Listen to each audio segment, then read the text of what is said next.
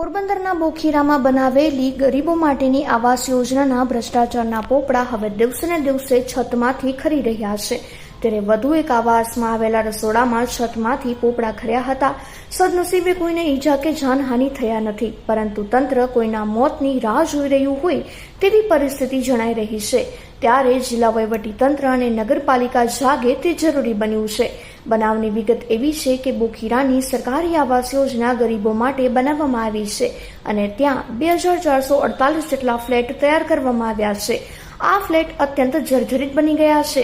તેનું નિર્માણ થતું હતું ત્યારે જ અનેક વખત લોકોનો વિરોધ થતો હતો કે કામગીરી અત્યંત નબળી થઈ રહી છે. તેમ છતાં સરકારે આંખ આડા કાન કર્યા હતા અને હવે અહીંયા લોકો વસવાટ કરી રહ્યા છે. ત્યારે અલગ અલગ ફ્લેટમાંની છતમાંથી પોપડા ખરી રહ્યા છે. ત્યારે બ્લોક નંબર 48માં આવેલા ફ્લેટ નંબર 47માં રસોડાની છત પડી હતી. સદનસીબે બનાવ વખતે કોઈ હાજર નહીં હોવાથી ઈજા કે જાનહાનિ થયા નથી, પરંતુ સમગ્ર ફ્લેટમાં પાણી ભરાઈ ગયા છે અને ઓસરીની છત પણ ગમે ત્યારે પડે તેવી પરિસ્થિતિ જણાઈ રહી છે. પોરબંદરમાં ગરીબો માટે બનાવાયેલી આવાસ યોજનામાં મોટા પાયે ભ્રષ્ટાચાર થયો હોવાના જે તે સમયે આક્ષેપ થયા હતા, પરંતુ રાજ્ય સરકારે આ બાબતને ગંભીરતાથી લીધી ન હતી. ત્યારે હવે અલગ અલગ ફ્લેટમાંથી અવારનવાર પોપડા ખરી રહ્યા છે. તેથી કોઈની જાનહાનિ થાય કે ભોગ લેવાય તેની તંત્ર રાહ જોઈ રહ્યું છે કે શું, તેવો સવાલ લોકો ઉઠાવી રહ્યા છે.